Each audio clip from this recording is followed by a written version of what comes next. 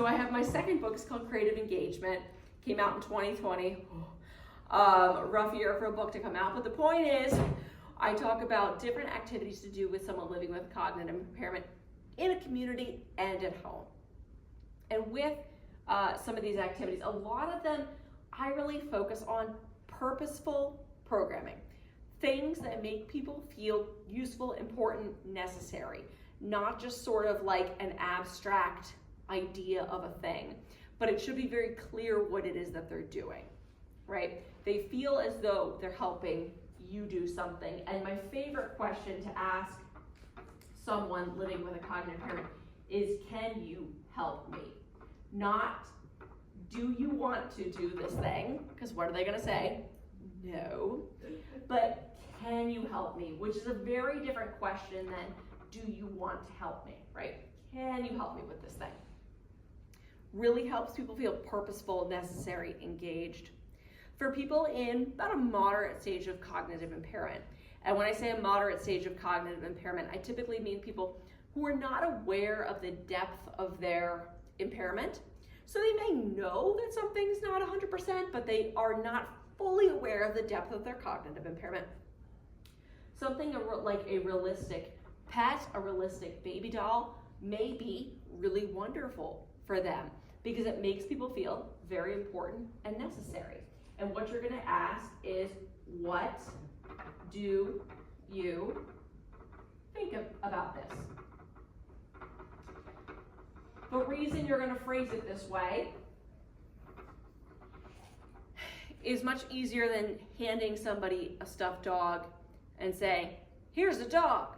Because the fear is, of course, what if the person doesn't believe it's real? That you look crazy. So saying, what do you think about this, doesn't paint you into a corner. They may say, oh, a dog. Or they may say, oh, that's a stuffed animal. If they say that's a stuffed animal, you can say, yes, I just thought it was really cute. If they say that's a dog, you can say, yes, it's a dog, right? So these are the questions I really like for you to use when we're doing any sort of activities with people living with cognitive impairments.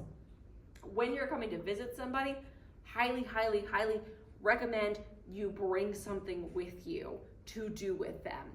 And that you don't need to stay for an extended period of time. There's a sort of myth going around that's been around for a long time, which is this concept that, okay, you need to drop off your loved one in memory care and then you need to wait 2 weeks or whatever to go visit again. There is no such rule. It's very much dependent on you, them, and your relationship. If you feel that waiting a couple weeks for them to get adjusted is the best thing, do it. If you feel like visiting them the next day is the best thing to do it.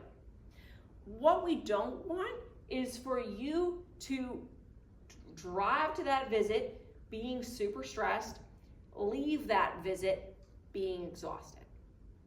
If you are leaving a visit being exhausted, you may want to cut back on the amount of time that you're there. You may want to visit a little bit less, maybe every other day, maybe twice a week, what have you. I like to structure visits. I like to recommend people structure visits around meals. Lunch is a great one. Coming before lunch, leaving as lunch is arriving. Gives you a great exit point. Another word we want to avoid is home. Particularly if this person is your spouse that you're transitioning into a dementia care community. When you were at an outing together and you said, hey, I want to leave, what did your spouse say? Hopefully, okay, let's go. You left together. If you're transitioning your spouse into a dementia care community, you're not leaving together. And saying to that person, I'm gonna go, signals to them, me too. So let's avoid the word home and say, hey, I gotta run some errands. I'm gonna go to the doctor's appointment. Or even, I'll be back later. I'll see you in a bit. All of these things are valid reasons.